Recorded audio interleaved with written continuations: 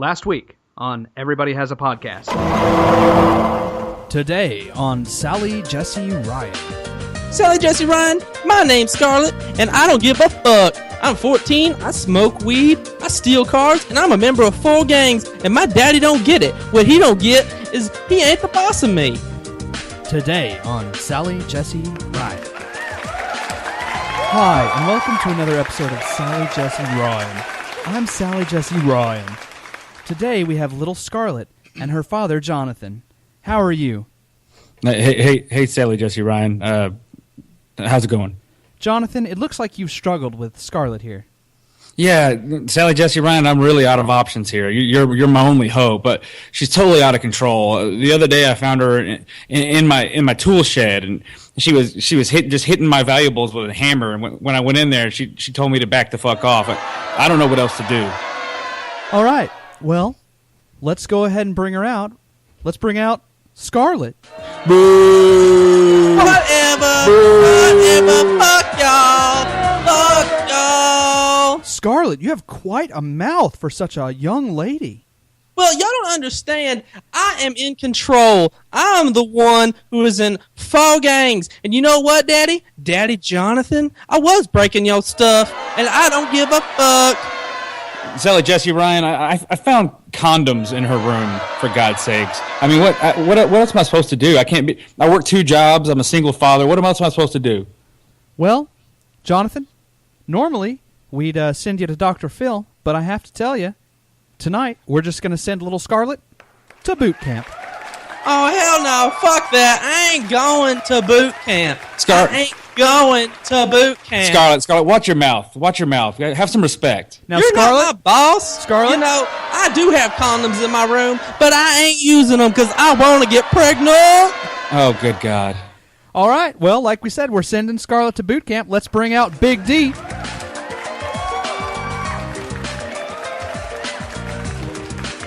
Who do you think you are? Sit down right now. You can't tell me what to do, Sit man. down. You are a lady and you will act like a lady. Yes, sir. I'm taking this little bitch to boot camp.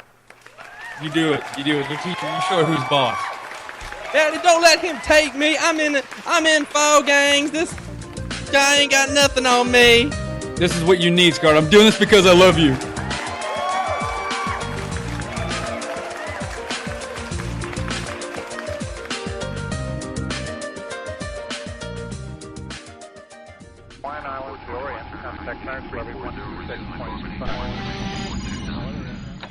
And Talk 6 is taking fire. Okay, divert south of the river. Divert. I see you over the red guys. I just called them. You said they will.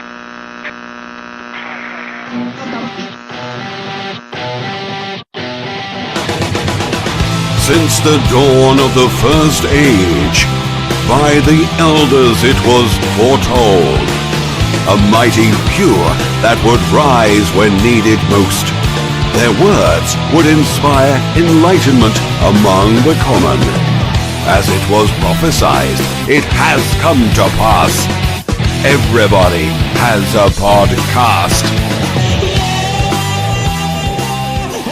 Hey there, dudes and dudettes. It's yet another episode of Everybody Has a Podcast. What is going on? Woo! Yeah, boy. I am Ryan. Joining me as always is my good buddy Clark. What's up, man? What's going on, baby? And an unprecedented third return for a guest host, Mr. Billy Rutherford. How are you, sir?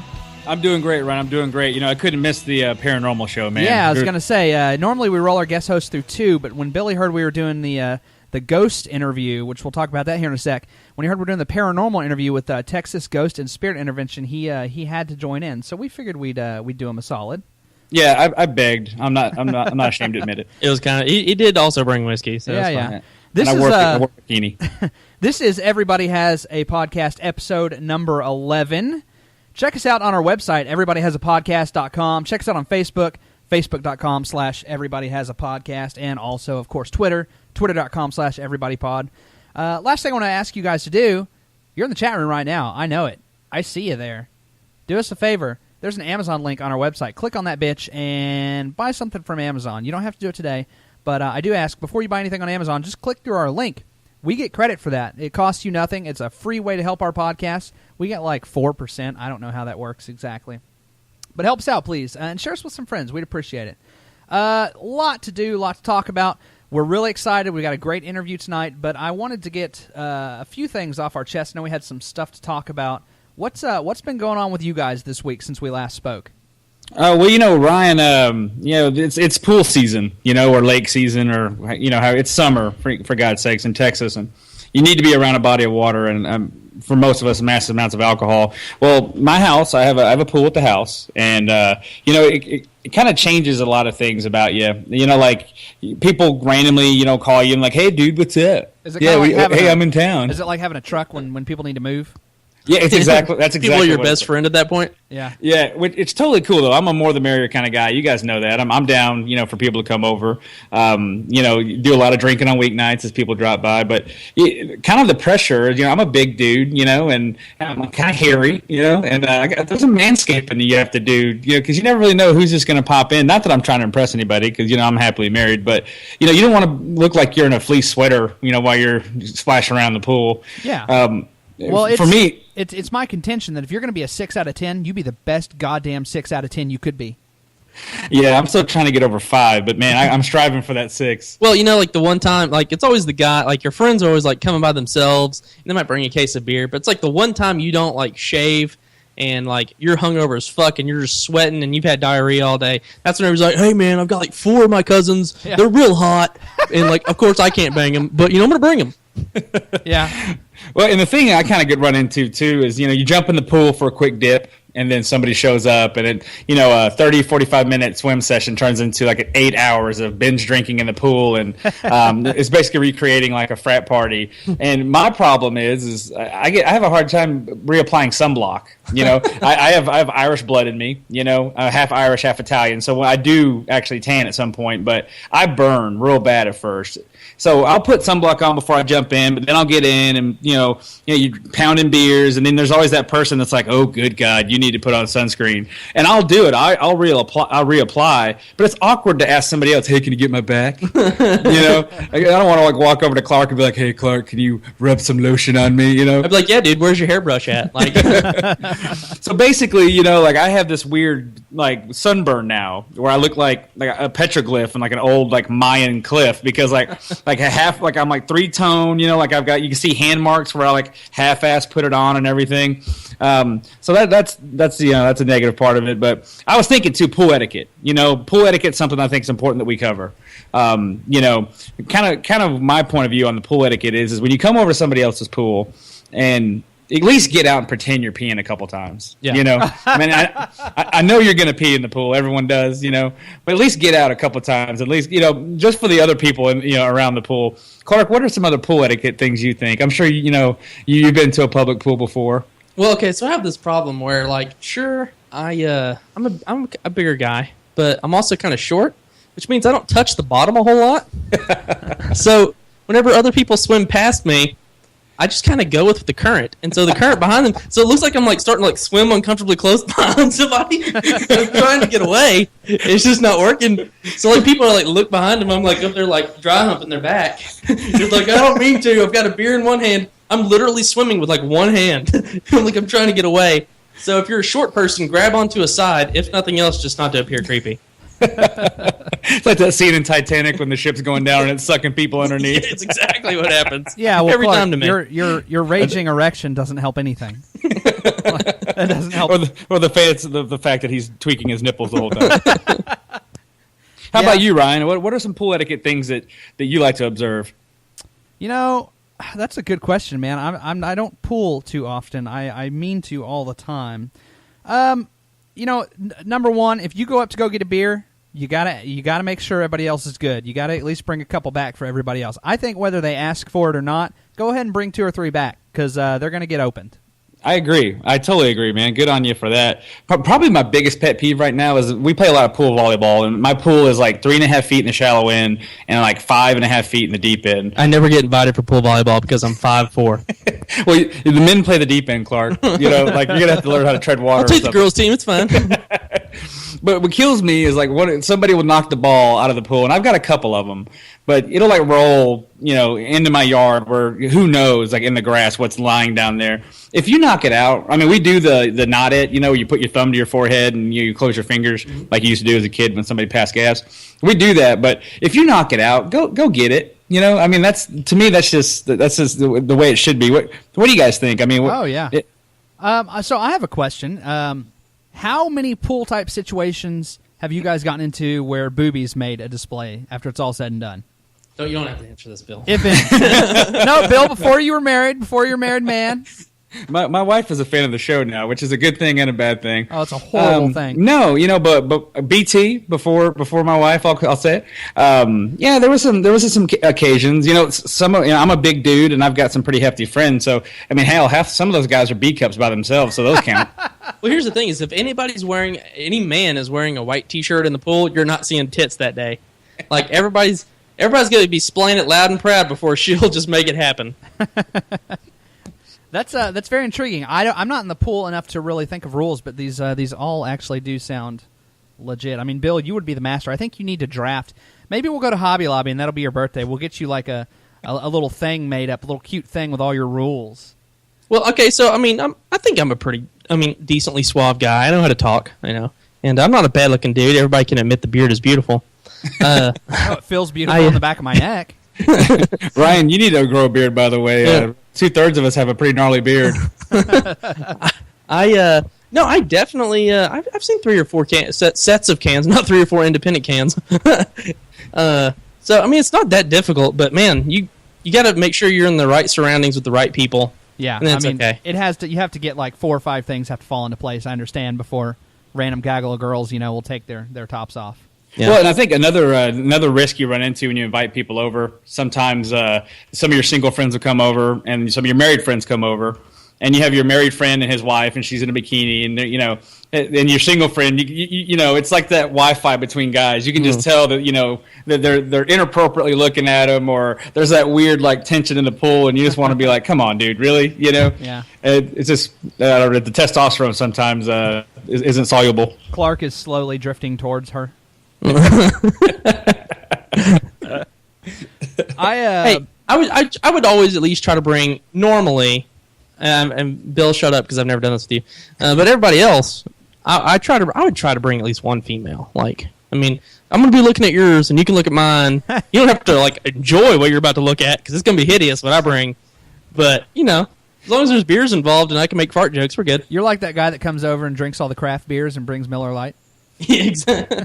Well, and I like how in the commercials you see people, like the beer commercials, you'll see people swimming in the pool, and the girls get out and they look absolutely drop dead gorgeous. Hey, I don't care who you are. If you're in a body of water for more than an hour, you're going to get out. You look like an old man. You're all wrinkled up. The girl's hair's all matted. The mascara's running. Yeah, like the push-up part of their bikini thing is all saturated, so now they're sagging a little bit. You get out of the water as a guy, your swim trunks basically pedophilia-wise grab you and like you're wearing Under Armour. Oh yeah. Yeah, there's no graceful way to dry off either. Like you have to get a towel, and it's awkward. That's why pool etiquette to me was just so interesting because there's all these unwritten rules. Especially if you go to a public pool. For God's sakes, I've been in a public pool before, Ryan, and literally had a kid shit in the pool while I was there. I was young, and I may have been the one that did it. Plot twist. I was that boy. That's a true story, actually. And a girl got out and threw up. Oh, man. Did she touch it? No, but we blamed it on another kid, and he took the fall. I hope that kid had never amounted to anything because of that one moment. Well, you think it's going to sink, I mean, all of your experience to this point is it sinks. Nope. No. Yeah, like Billy's dead on with the fact that whenever a girl begins to get in the pool, like, oh, she's not bad looking, it's okay. But by the time she's done, her bikini, like especially the top, looks like the Nerf football that made it into the pool that wasn't supposed to make it into the pool 2 summers ago. Nobody's turned on by the end of it. Everybody just wants to go home. It's getting pretty late. It's 6:45. Who invited Estelle Getty?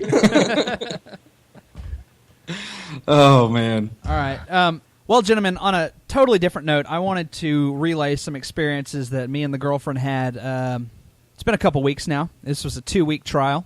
Her doctor recommended to her to try out a gluten-free diet. And she's like me in that we're both really not good about watching what we eat. We just kind of eat whatever. The difference is I need to lose 40 pounds and she doesn't. So this is kind of a hard thing for her. You know, she's not really used to dieting. When you guys hear gluten-free, what do you think? Like, everybody's heard this term now. It's 2013. What are your thoughts? Yeah. I mean, all the good stuff is glutes, right? So it's like, it's all dairy. You can't have wheat, I don't think. No, nothing with wheat. Well, Yeah. see, no, that's the thing. Dairy is okay a lot of times. I will say this. This is what I have learned. You can't ever fucking know what has glutens and what does not. Now, okay, so bread, glutens. But some ice cream is just fine. You can have chips and queso all fucking day long. No glutens. What? I thought it has cheese. No, dairy's pretty much okay. What? Nobody knows. Nobody fucking knows. No. what gluten-free really Here's is. the deal. But you know what I think when I hear gluten free? I think Whole Foods, and you're spending like $15 for a loaf of bread. That's a gluten free bread. You know what? I'll tell you exactly about Whole Foods and the gluten-free experience. I just happen to be there. So there are literally apps you download on your phone, and my whole thing to her was, and you know, she agreed, is like, look, we've just got to get through 2 weeks to do this trial. You know, they want to see if you're allergic to glutens. So we're just going to kind of do whatever it takes. It's not like this is a lifestyle change at this point. We're just checking it out. So you get these little apps, and you just scan everything, and you find out what has glutens and what does not, and it's crazy. And it's kind of weird. You hear the word diet, you instantly think, well, I have to eat, you know, healthy shit. No, you can actually eat some pretty horrible shit on a gluten-free, diet. But a lot of it is off off limits. In particular, bread, obviously. Anyways, to fire this bitch off, we went to Whole Foods. You know, one thing that I said in the beginning, I was like, well, look, if you have to do gluten-free, we're in Austin, Texas. This is probably one of the best places in the world. All these people are so full of themselves, you know. Half these people are doing this probably just to say they did because it's the catchphrase of the day. So we went to Whole Foods, and I have always heard people say eating healthy is expensive. Eating healthy is expensive. I don't think it really is. I'll tell you what's expensive, and it's eating like shit, but eating out every night. You know, even if it's just fast food, if you do that twice a day, I mean, that's $20 a day in food. That's a lot of money. That's really expensive. In the times that I've eaten healthier, I save a lot of money because I go to the store and I'm buying this stuff, you know? But man, Whole Foods is so fucking expensive. It's insane. So some examples I have for you. Little personal size pizza, like smaller than the Totino's one, a gluten-free pizza. It was like $8.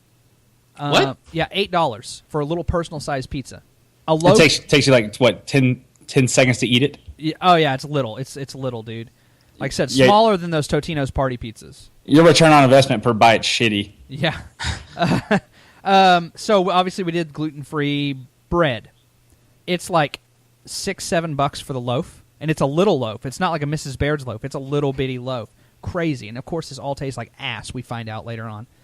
Oh yeah. What I did. There's no glutes in it, dude. What I did was, this was her trying out this gluten-free week.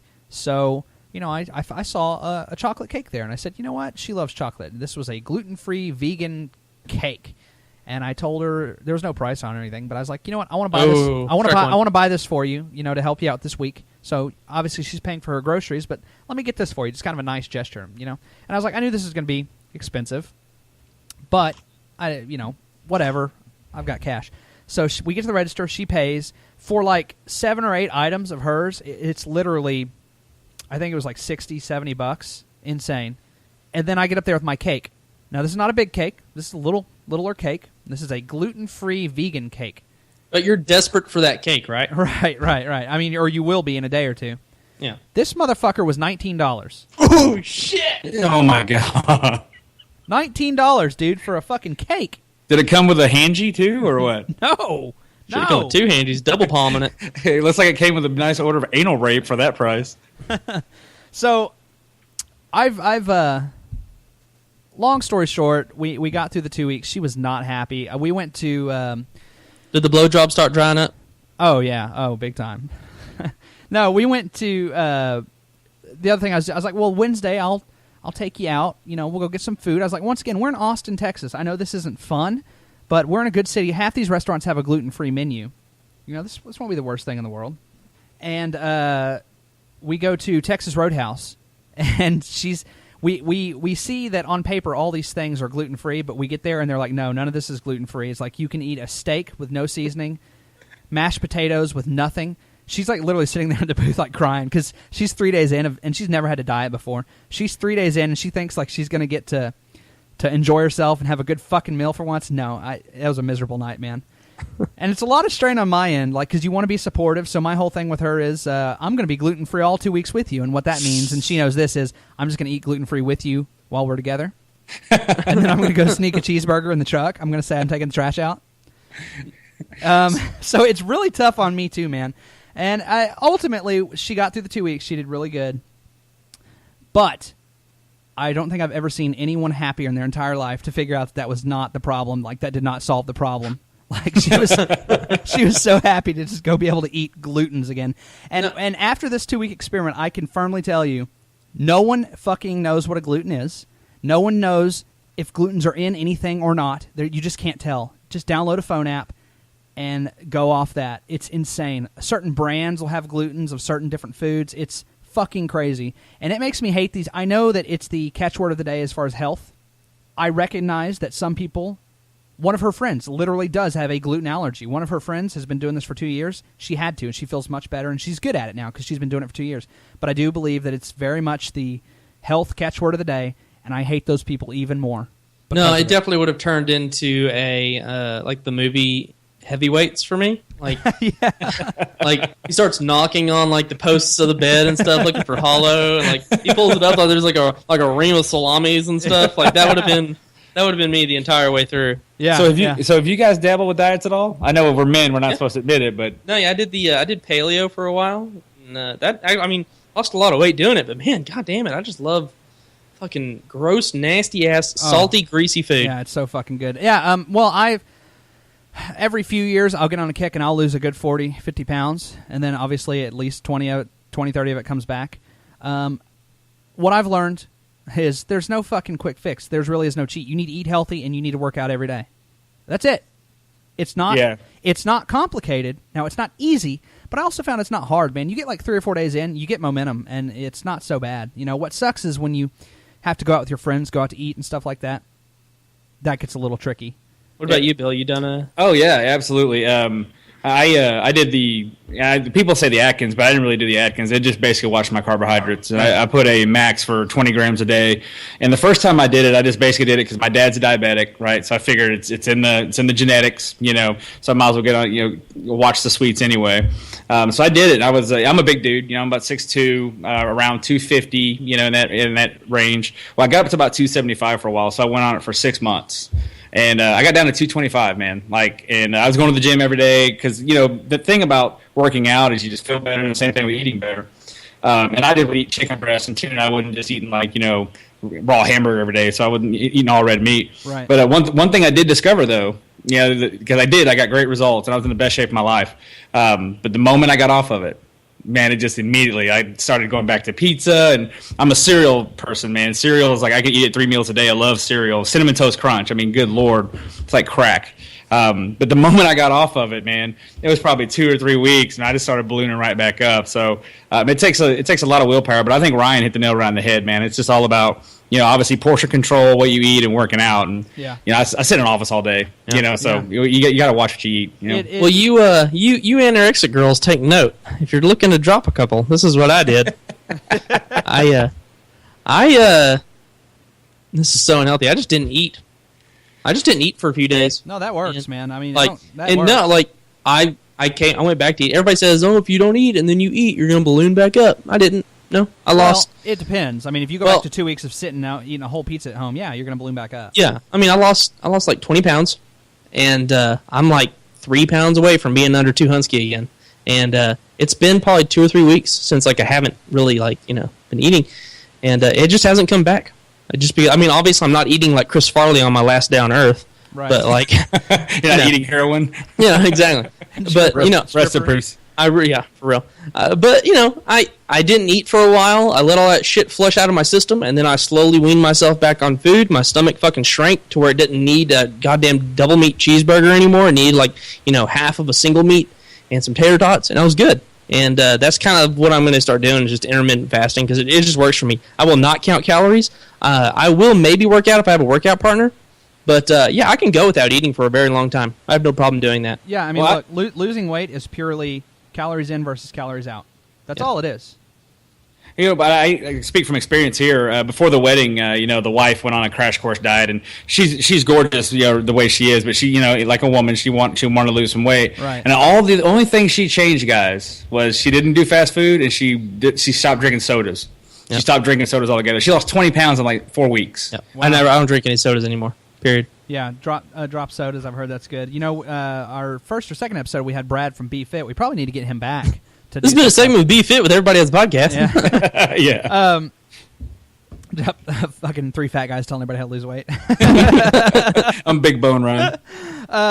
I've been reading a lot of just lastly, and we'll wrap this up unless you guys have more to say. I've been listening to a lot of biohacker podcasts and blogs. Really fascinating shit. And it's not like trying to cheat the system. It's just like, look, on top of a healthy diet and exercising, which is what you have to do, here's also some other things. So some things that are pretty much universally tested so far and working for a couple of years here that everybody's been able to say on the internet and stuff. Raspberry ketones, you want that. You want to take MCT oil, which is basically coconut oil. Raspberry and the ketones sounds like a 50s band. Move it up. But move it up, hey, hey. No. Raspberry ketones, MCT oil. You want acetyl L-carnitine with alpha-lipoic acid. Okay, it comes in the same thing. You can buy all this at Walmart. What else? L-carnitine. Those 4 things. Oh, and grass-fed butter. What?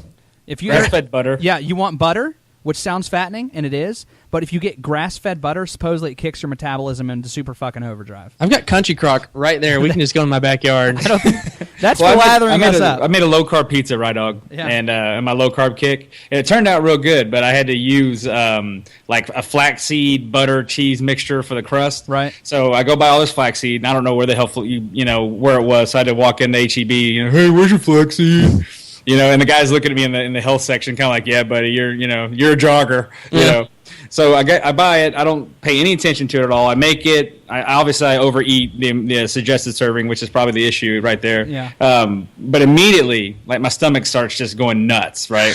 Yeah, it's like the scene in Dumb and Dumber, so obviously I'm occupied in the laboratory for a quite amount of time, and so I'm on my phone and I'm Googling flaxseed, and evidently it's a natural laxative, and obviously it says a big warning on almost every web page: do not overconsume this, blah blah blah. So you learn the hard way on that stuff. That's my thing that I want to bitch about when it comes to dieting or changing, really anything in your body. I've noticed, and this is as minimal as I hadn't been taking my vitamin concoction that I just explained to you guys, and I started again 2 days ago. It fucks you up so bad. It's not that, dude, I'll not eat and I'll be hungry. I'll handle the hungry feeling because that's what happens when you don't eat. I will go to the gym and be fucking tired and sore the next day because that's what happens when you go to the gym. But man, what's not fucking fair is you're trying to eat healthy and you feel shittier for it. It fucks your stomach up. Dude, just stop eating and you won't shit? Nothing. It's just like, meh. You'll just dry heave into a toilet for 2 hours a day. It's okay. Like, come on, I'll be hungry. I'll get sore muscles, but God damn it, can my stomach just not fuck up when I'm trying to eat healthier? And sure, after 3 or 4 days, it feels better. But man, it's a rough 3 or 4 days. You're just like, man, I need a quadruple cheeseburger to settle my stomach. Dude, I've caved in before, like on day 3, and had a cheeseburger, and I swear to Christ, I instantly felt better. Like my stomach settled down and everything. There used to be a product on the market that was in a lot of like Ripped Fuel and Hydroxycut. It was ephedra. I don't know if you guys are familiar with ephedra. Yeah. But it was a stimulant, right? And it was loaded with caffeine, but it was a stimulant. And yeah, this is back when I used to work out all the time when I was younger. I'd be in the gym and I could literally feel my heart beating through my chest. Like I was bench pressing and the guy that was spotting me was like, dude, your t-shirt's moving from your heartbeat. But I used to pop those like they were Flintstone vitamins, Oh, yeah. It's insane. Well, I went to the hospital about 9 months ago because of 5-hour energies. I had to go to the emergency room. I just felt like I took mitotropin and I felt like I was floating. I couldn't tell what reality was. I felt like I was underwater for like 4 hours. But like I could breathe the water that was surrounding me in the server room. You know, You told me that you peed like 16 times that day. You're probably just dehydrated. I would check in with Ryan every time I'd pee. I was like, all right, going on number 15 here.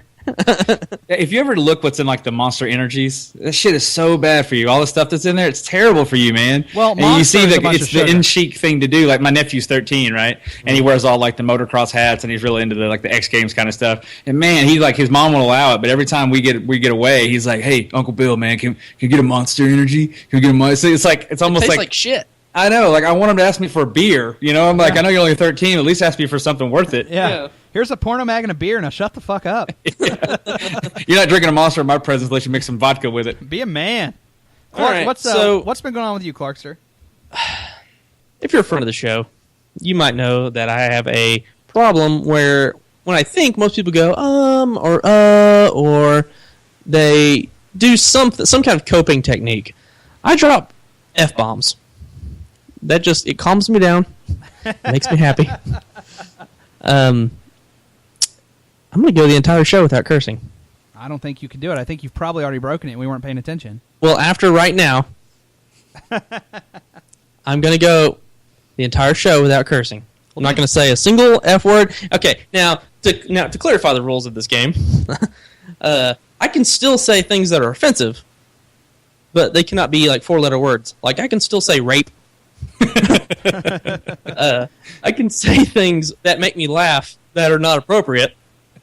Just not curse I just can't. words. Yeah, I can't say like damn, shit, cunt, bitch, stuff like that. You already broke it just now. Well, no, I mean starting now. Starting now. You're terrible at this. Well, let's clarify a little bit. We're not okay. Let me tell you who I hate. I do not understand. I do not like this person, Howard Stern, who is, heralded as the talk radio god. Look, I've listened to Howard Stern a lot, and he is a shock jock for the sake of being a shock jock. Now, this worked in 1993. I understand why it worked when you're, but now you have all these people out there saying offensive things just to be offensive. If it seems like that's what we're doing, that's not it. We've had conversations about this. I'm not trying to say things to get a rise out of you. I'm not, and I'm also not trying to be super PC. I'm just being me. That's what fat girls say. I'm just me, So I think that's kind of the direction we wanted to go with the show. Is that right, Clark? Yeah, I mean, we just kind of wanted it to be average conversation that we have every day. But the problem is it is highly offensive. We tone it down for the show. Well, and a lot of our listeners too, guys, we're all cooped up in an office all day, all three of us. And when you're in the office setting, you have to be. I have employees that that I manage, and you have to be politically correct, and you can't say certain things. And if you stub your toe, if you yell "pussy faggot," people just won't appreciate that in a normal business setting. So generally, whenever we get a chance to get out of the office, is when we really try to explore the space a little bit. And poor Tamara, after work, we'll be sitting there, and I'll just start randomly dropping F-bombs for no apparent reason, just to kind of let the tension out. Yeah, once again, we're not trying to offend. We're not trying to play nice. We're just this is how most people talk. Look, man, I'm not 50 years old, but I'm an adult, and I've talked to a lot of other adults. And really, when you get them loosey goosey, this is how everybody talks. I think we're doing just probably about what we need to be doing. Yeah, I mean, sometimes I do worry that I come off as too offensive, and nobody just wants to hear random F-bombs in their ear. Even I don't, over and over and over again. It's just not something that's enjoyable. Yeah, but see, then I go back to there is always an audience for everything. But I mean, once again, Howard Stern has never really said anything too insightful. I've heard I listen to a lot of talk radio. I hear a lot of people say some really insightful things, and then they say the C word, and that's fine. Man, I've never really heard him drop a knowledge nugget on me. It's just girls sitting on Sibians, and I'm supposed to enjoy that on the radio. I don't understand. I don't know. I mean, am I missing something with him? I was watching a YouTube video of Howard Stern. He was interviewing some porn star or something, and he was like, "Well, turn around, let me see your ass." I'm like, "Oh, dude, you're 50. Come on." Yeah, it's cool, but at the same time, is that really what shock jock is to you? Well, for me too, I look at it from a business standpoint. The time Howard Stern kind of ascended to where he was a lot different. There wasn't that kind of experience in radio. Everything was very structured, very corporate. So that was kind of his stick. That's kind of what made him set aside, what made him super popular. He's got such a cult following now he can really do anything he wants to. I mean, he's got the Baba Booey guy on there. I mean, that guy's he's useless. He provides nothing to the show, but it's all the brand. He's built that brand up now, and I'm with you, Ryan. I'm not a huge fan of his either. You know, I think it's overdone. I think it's too deliberate. I think it's you know, it's just it stopped being entertaining. You know, about 10 years ago. I will say that one thing I have gleaned from him, he honestly will ask anybody any question. He'll get someone so famous in there, he's got no problem. He'll spit it out. You know? Yeah. Well, that's the question, because that's the question. Those series of questions are really the questions that people have that people don't want to ask. Right. Like Farrah Abraham, the teen mom who did a porn video.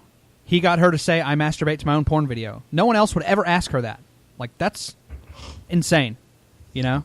But that's I'm fairly certain at some point he was like, honey, you know what I do to you? You know what I do to you, honey? Look at that ass. Yeah. Look at that. He does that so much, man. It's just so played out. Yeah. I think he came in at the right time. He capitalized on a market that did not exist. And Sure. I think now we're seeing the fallout of everybody trying to be him.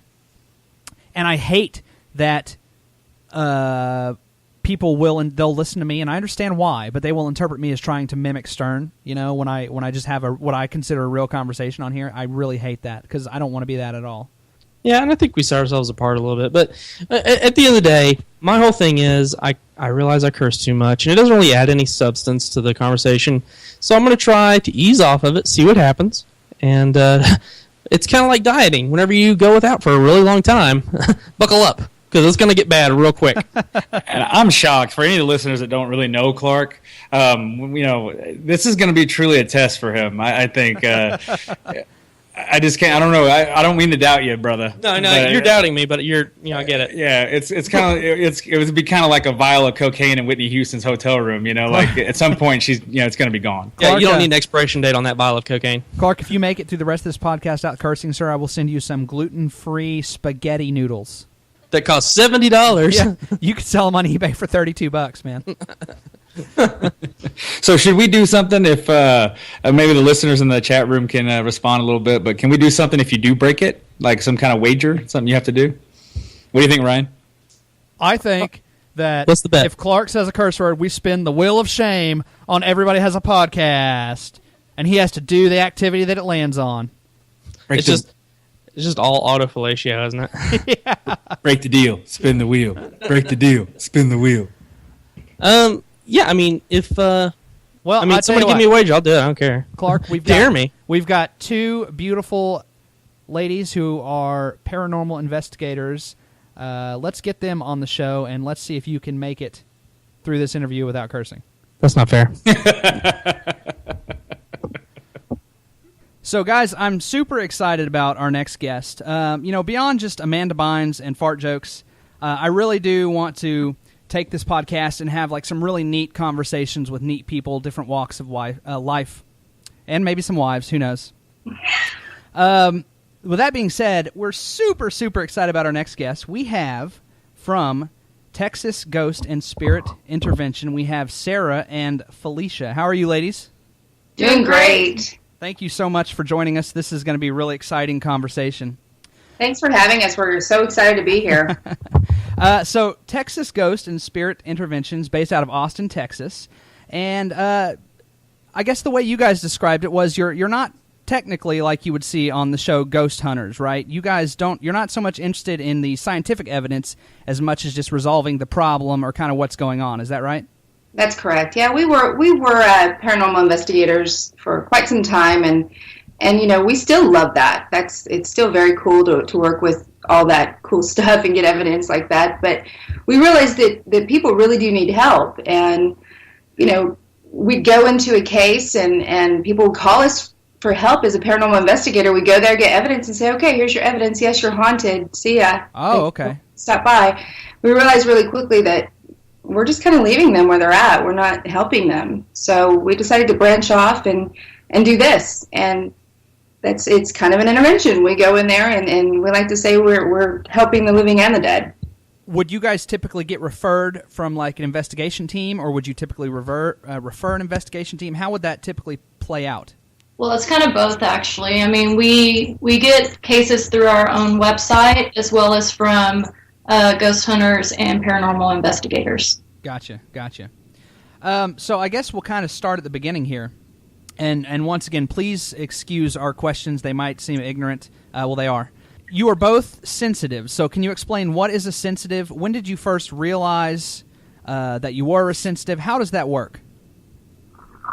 A sensitive is somebody that has abilities that, typically you're born with it and it runs in your family. You may not know it does, but it does. But, you could talk or could hear and speak to spirits, see spirits, just other abilities that not everybody in this world has. Or if they do, they're just not in touch with it, and you are.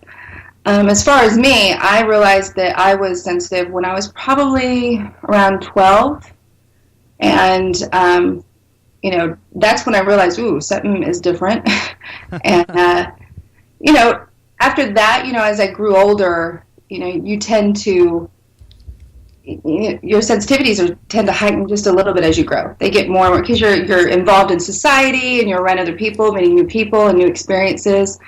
And when I got involved in the paranormal field, it just went nuts. And I specifically can pick up on living energy and spirit energy. So I can feel, I can read people pretty well, and pick up on them and feel their energy. I can tell between spirit and living energy. If I walk into a room, I can tell, I think the energy that's in here is really human, living energy. It's not really spirit. And I'm also very empathic. So I can feel emotions that of other people. So if somebody's nervous or anxious or depressed or anything like that, I can actually pick up on that stuff. Wow. And it can be overwhelming at times, and you just learn throughout the years how to control it. And as for me, I work as the medium clairvoyant, and I've been seeing, hearing, and communicating with spirits as long as I can remember. Is that scary at first? Like you mentioned, you guys mentioned 12 years old earlier. Well, she was 12. I mean, for me, I didn't realize other people didn't see them until I was probably about 7. Oh, wow. That actually sounds scarier than it probably really is. Well, growing up, seeing spirits, you don't know that there's something different about it until somebody points it out to you. Gotcha. And as a kid, I never saw anything negative or scary, but at night, for some reason, I would get absolutely terrified. I read on your Facebook that you work with children sometimes. So is it common to children will see negative things? Does that happen? Yes. A lot of the cases we have that involve children, the spirits sometimes are negative. So my goal is to go in and help that child, give them tools that they can use that work with any belief or religious beliefs. So they have some sort of, I'm not sure what the word I'm looking for is. So they have something to hold on to that they feel like they're in control of. Sure. Because the worst thing to tell a child is their imagination. And growing up, that's what I was told. And it's very hurtful. It's very confusing. And I don't want any children to ever feel that way. So. Yeah, I can imagine. Wow. Well, and based on both your experience, how does religion play into with your clients, and also kind of your personal perspective? And I assume you guys have a pretty unique thought on probably the afterlife. If you could share that with us. Well, I really think that what we do, we work with any type of religion, Sure. and we work based off of what our client's religion is, if they have one. There's people out there that don't have a religion, but they are being haunted, or they have an attachment. But, we really try to work with everybody. And we have lots of tools, and we always leave a client's house with tools for them to make sure that they have what they need. After we leave, they know what to do. They feel confident. They know that they can take care of whatever comes their way. Usually it's somebody that's we've had a lot of clients that are actually sensitive, and when we finally tell them, look, you're going to have to live the rest of your life like this. It's not going to go away. It's not a disease. You're sensitive. Ghosts are going to come around. so you need to control it. And it doesn't matter what the religion is. Yeah. So they really we're pretty educated and know our stuff when it comes to religion, and we try to do what we can. Yeah. And we always try to work within the client's religious beliefs, because that is what holds power to them. So it's just a matter of adapting to their belief and giving them the tools they need with whatever their religious icons or whatever you want to call it are. Sure. So it's interchangeable to any belief system. Absolutely. So it sounds like the end game is basically the same. It's just kind of the method to make the client feel a little bit more comfortable during the process. And Absolutely. give them something they can be proactive. So, obviously, what you guys do is a very kind of conscientious. It's a very controversial issue. So, basically, how do you, with the general populace, tell people, hey, you do have something going on? Well, sorry. No, and how do you tell people, so hey, you have something going on, and you have an issue, and here's how we're going to cleanse it? How do you get awareness out to people that there's an actual issue?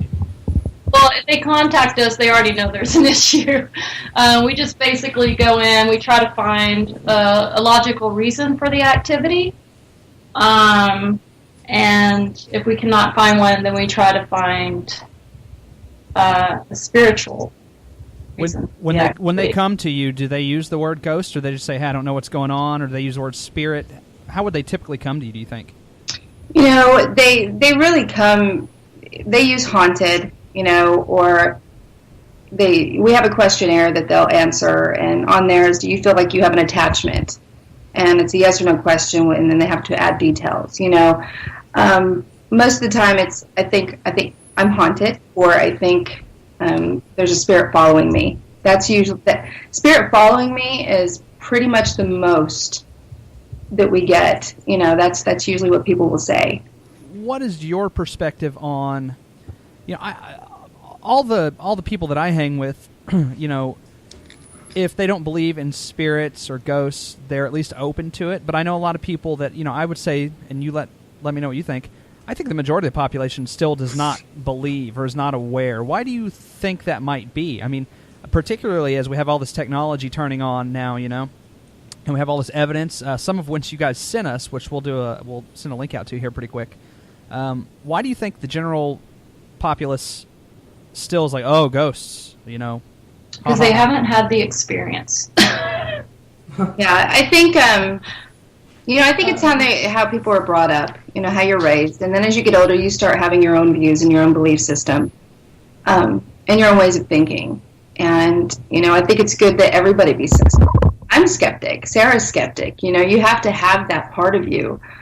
But I don't know. I kind of see it as there's a lot of people now, it seems, that are really open to the paranormal. When before it was very taboo. It was extremely taboo. You didn't talk about this. Right.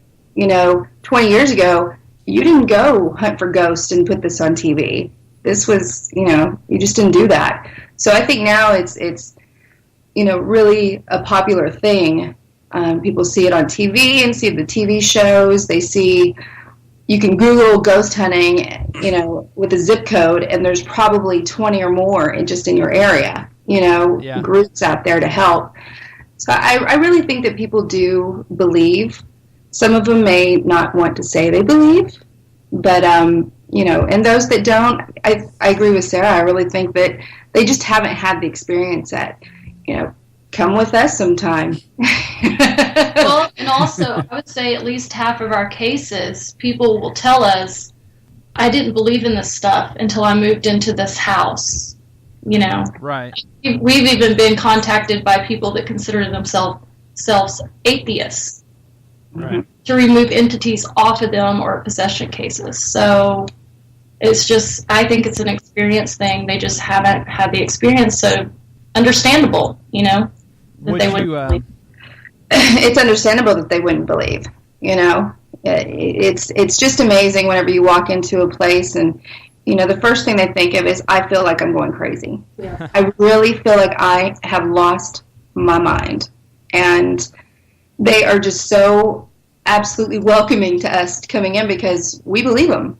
We believe what's going on, and there are certain clients that we get, it's unfortunate, but not everybody is haunted as they say they are. Right. There could be other issues there. So we have to figure that out. And, it's a lot of trying to put the pieces together with this person, a lot of interviewing before we go over there. I'm the one that talks with them, just really trying to get a grasp on who they are as a person to make sure that what we're dealing with is safe. And not psychological. And not psychological. I'm sure that's a slippery slope too. You gotta have to be delicate with matters of mental health and things of that nature. Absolutely. So, kind of a fun question. I saw the video you sent Ryan, and let me tell you, that was extremely intense. So, what would you say was the most intense or scariest thing you guys have had so far in your career doing this so far? Well, yeah, I think we've had a couple of things, but that one specifically was the most intense because it was so out of left field. It was unexpected. Yeah, it was something that was very random, and that man wanted to come after me.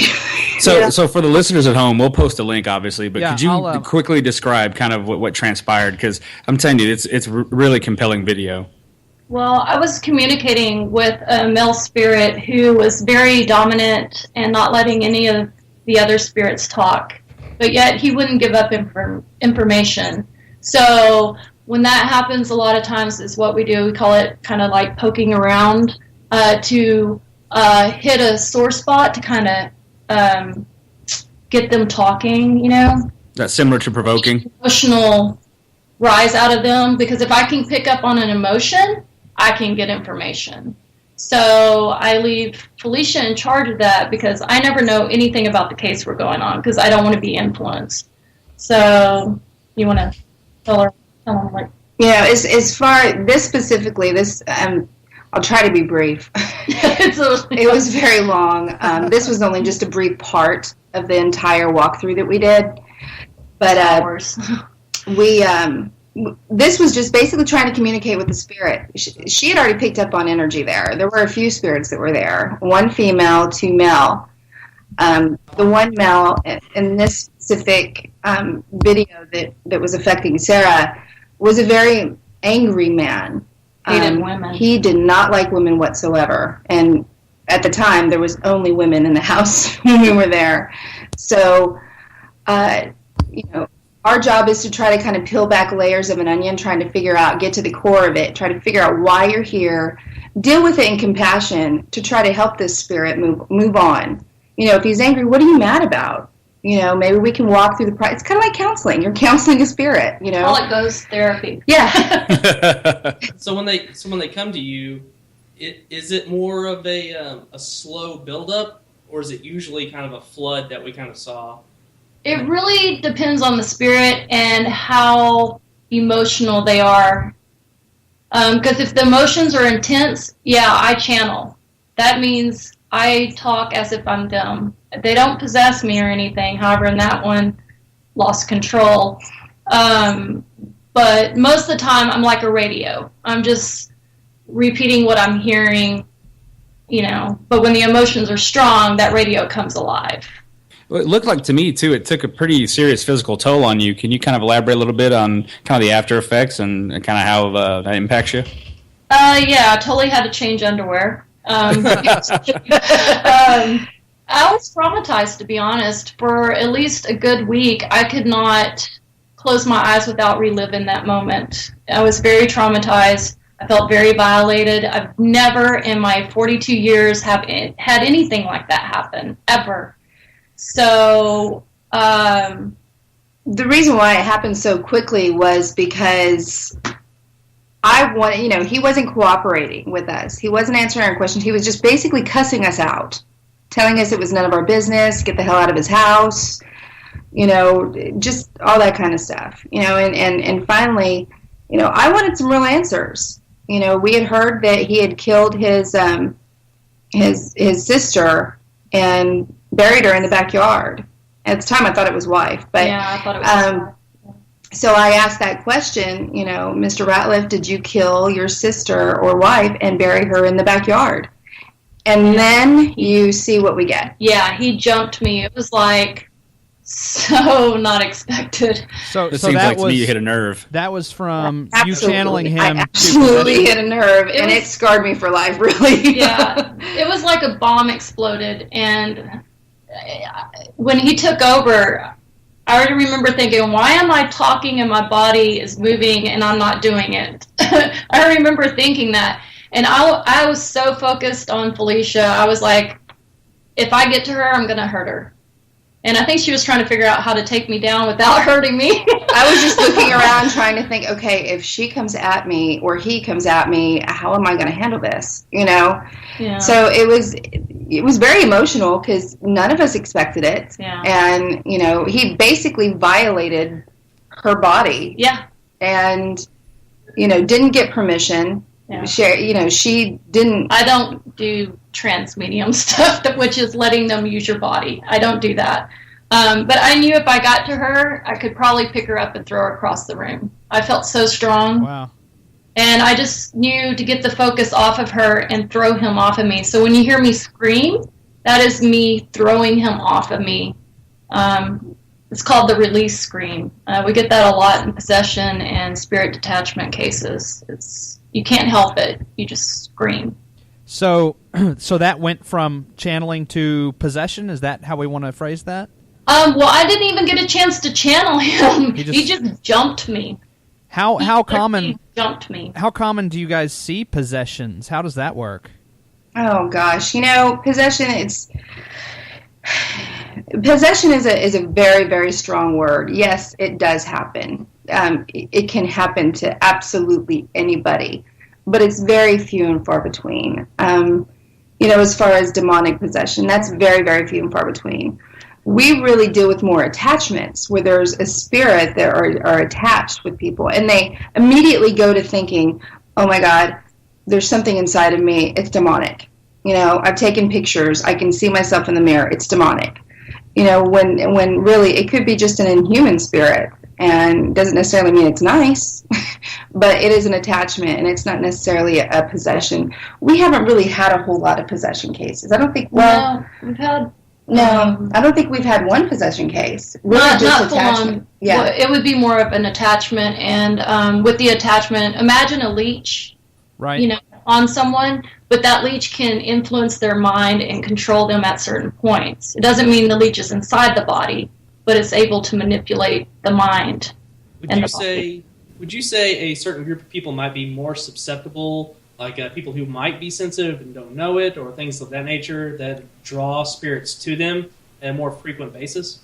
Absolutely. Oh yeah. You know, we try to help a lot of people that have abilities, because, you know, once they realize that they are sensitive, the first thing they say is, can you help me? So we try to explain to them, you know, number one, you have to get control of your sensitivities. You have to know how to control everything about it. And, you know, number two is you're like a beacon.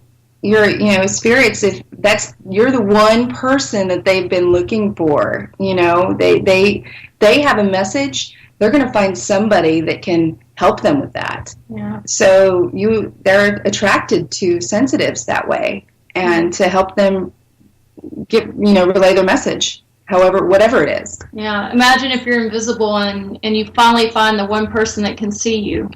Wow. Yeah. Do you ladies struggle with them kind of going home with you? Like you notice some paranormal activity, you know, when you go back to your house, or you try to go back to your normal life? You know, I assume that they would latch onto you and, you know, try to utilize you as a tool as much as possible. That's a very good question, because it sure is a thought that we have and we get concerned of. But, you know, we're very protected. Before we go in any cases, we do protection rituals on our own privately. You know, we make sure that before we walk into our house that, you know, we say something to not, spirits cannot come in our home. I pretty much guard my house, and I cleanse it and set up boundaries, and only good, loving spirits are welcome in my house that are protective, and nothing negative is welcome here. So I like to think that if anything tries to come in here negative, it's like they're going to bounce right off this invisible wall to them, and they can't get through it. Yeah. I mean, for me, I have had a case where a spirit followed me home, but I also do readings for people where I connect them with their loved ones. So I have a certain policy at my house. And I did have a spirit follow me home one time from a case who wasn't ready to cross over yet. And it was funny because I thought my husband had come into the bathroom. I was showering. Oh, is this the one in the shower? And I heard this man's foot. This ghost has the right idea in my book. And I hear this Smart man ghost. walking around in the bathroom, and I'm like, did my husband come in? He never does that, right? And I turn around in the shower, and there's the spirit from the case I was just on, and I was just so caught off guard, and I was like, excuse me, this is kind of a private moment? It Clothed or not clothed? is he from the Ghost Gone Wild? Yeah, pretty much. I'm like, you do know I'm married, right? I'm just kidding. But we worked it out. Oh, stop it. I have 2 questions based on some of the things you mentioned here. So first of all, you use one of you used the term inhuman spirit or inhuman entity. Can you elaborate on that a little bit?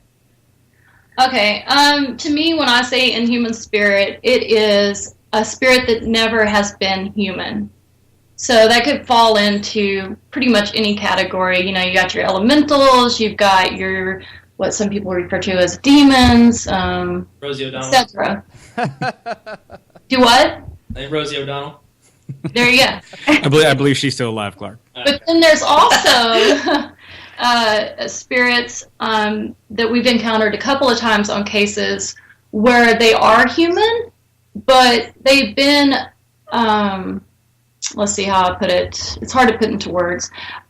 They're so negative, and they've been dwelling in this negative energy for so long that their vibration becomes lower.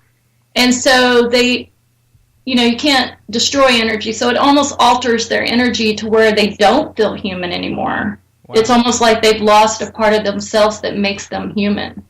That's kind deep. Of creepy, to It's be honest. very creepy. You know, we've dealt with cases before. I can remember one case where you could actually feel the energy of the spirit where it's almost confusing and you may feel a little manipulated, but then you realize after hours of trying to figure it out that the spirit is on the verge of becoming inhuman. So you've got the human energy where you're like, oh, we're dealing with the human spirit. But there's something cold and empty. Yeah, so you're not sure if it's a different spirit or if it's the same energy from, you know, the good human spirit that we were feeling. Wow. So it was like on the verge of becoming very inhuman. Something else. Yeah. It's really I've read that the shadow people phenomena is very similar to that. Like you're kind of a cross between. Super interesting. Yeah. You mentioned crossing over. So what, in your experience, is crossing over? Crossing over to where? What are your thoughts on that? Well, when I cross over spirits, to me, they go into the light. I refer to it as heaven. People might refer to it as something else. And basically is, you know, with ghosts, they don't see the light or they wouldn't still be here, you know. So what I do is I do ghost therapy and I encourage them to release so they can move on and quit being in between realms and go to their rightful place, which would be in the light. And how I do that is by visualizing the light in my mind so they can see it too, so they can find their way. Does that make sense? It kind of does. And now, is there an opposite? Do they only go to the light, or is there another place to go as well? I have had to return things to other places where people have summoned things and didn't send them back home. So I call it the underworld, where I send certain entities that are not from the light back home. Because I believe there's a balance. And if you don't need to destroy something, then, you know, hold the balance the best you can, you know.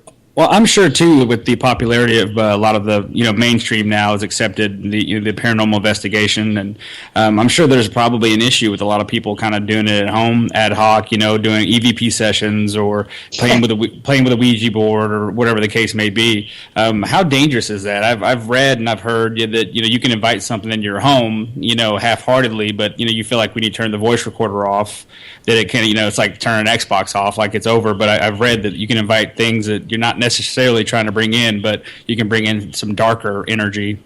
Yeah, absolutely. I mean, you're trying to communicate with something that you really don't know anything about, and therefore, if you don't know anything about it, it could be good or bad. And we get a lot of cases where they've dabbled in the dark arts with seances or witchcraft, or they've played with Ouija boards. That's the main one, is Ouija board. And if you don't do it correctly, even if you do it correctly, I don't like Ouija boards, so I have a different view on it. But yeah, it's a tool. You're opening a gateway for anything to come in. You can't control what comes in. You can't say, okay, I only want to talk to good spirits, because bad spirits are very manipulating. They can make you think that they're good, just so they can come in and torment you. Although, who the hell have to approved? say there. Go ahead. What was that? I said, who the hell approved selling the Ouija board at Kmart for $19.99 for during the 90s? I think a bad idea. I think Milton Bradley actually is the manufacturer. It could be Parker Brothers, but it's made by a game board company. But I read that the older ones were homemade and different. Oh. Yeah, the older ones were homemade. I used to make my own, and you could make it with a piece of paper. It doesn't have to be an actual board.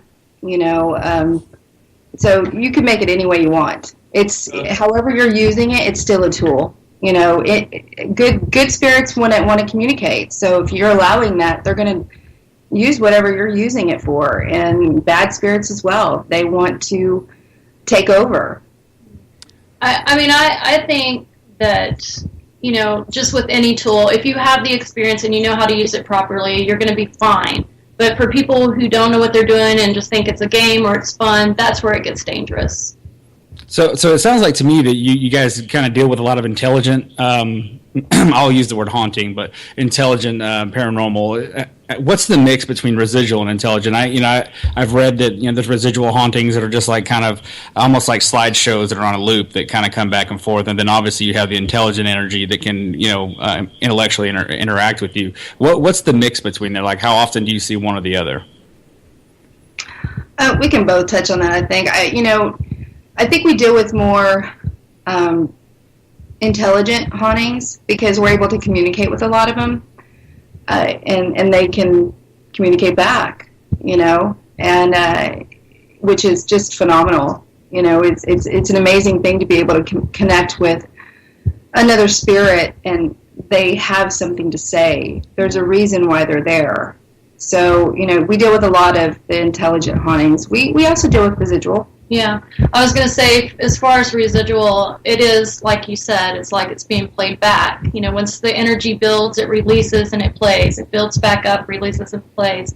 But as a medium, I've had one situation where I disrupted that loop and actually found that there was an intelligent spirit that was just trapped in a cycle. Wow. Just reliving. And by disrupting it, I was able to cross them over. Wow, that is interesting. Part of our job is to help the spirits. Yeah. So if there's a spirit that is it's a residual haunting, and they're going on autoplay 24/7, doing the same thing they did, whether it's, walking around the house like they used to, or repeating their death. They need help. So our job is to try to pull that energy to us, to connect with them, and do our best to show them the light and send them home so they can rest and be at peace and be with their loved ones and move on, because nobody deserves to be doing that over and over and over again.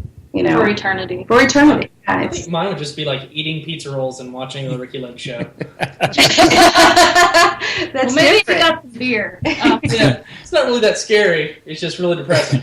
Yeah, my luck is when I pass over that I'm going to meet a really douchey medium, and he's not going to help me out at all, It's kind of like I'm in the line at the DMV, he's just going to kind of ignore me. He wants to fight you the entire time. And that's when I'll turn into a poltergeist and start throwing his shit. There you go, stacking shit everywhere. That's it. What?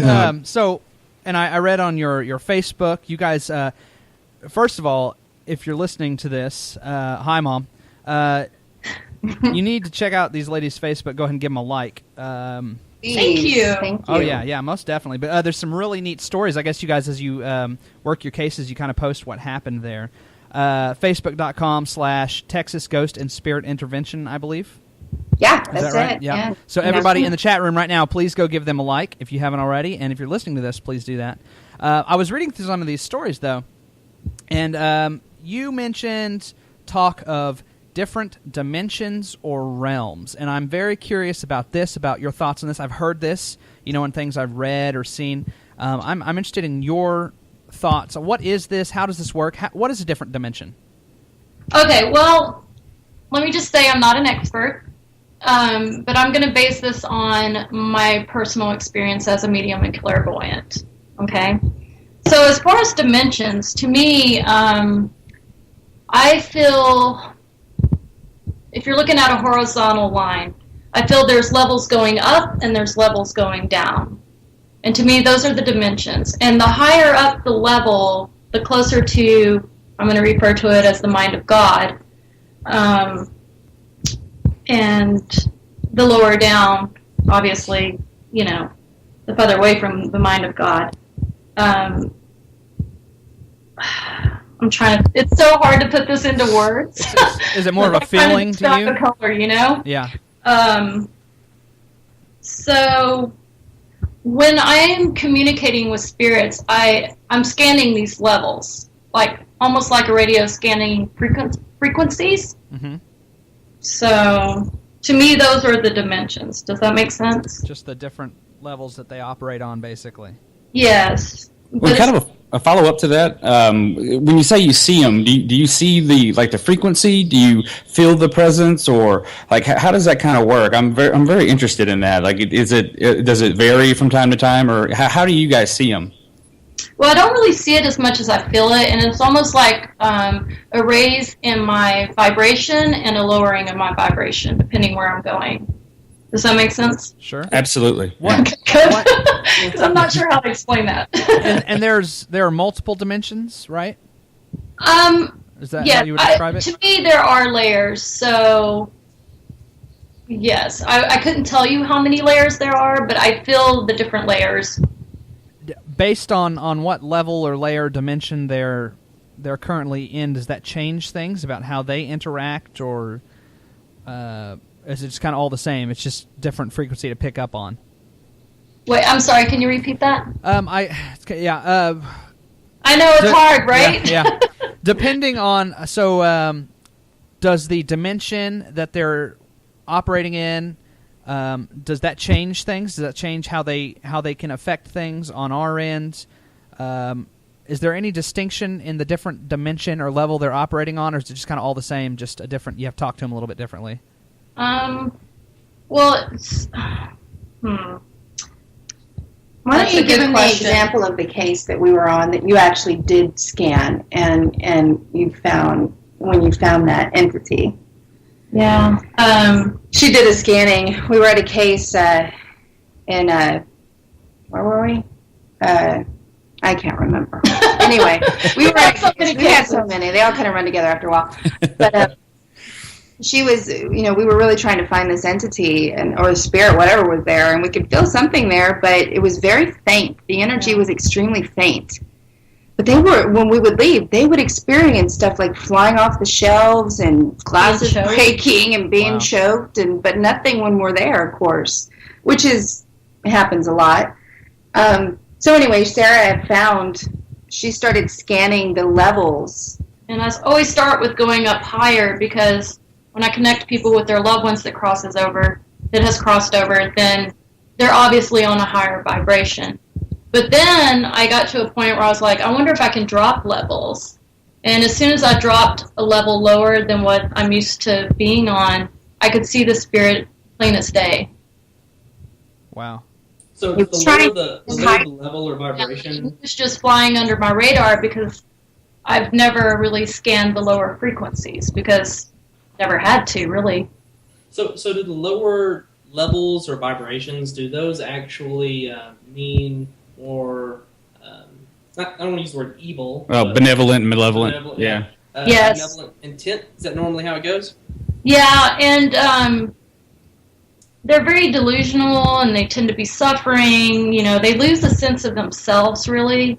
And anytime you have a haunting and people talk about getting sick, it's because they're encountering a spirit that's a lower vibration. Our bodies are not used to vibrating on that level, so it will physically make you ill. Does that make sense? Yeah, that makes sense. Because it's so hard to explain. No, like different vibrations, we know that different vibrations or sounds, which are really just vibrations Yes. anyways, affect the body, the mind, and theoretically the spirit in different ways anyways, so it makes perfect sense that lower vibration or certain vibration of spirits would have the same effect.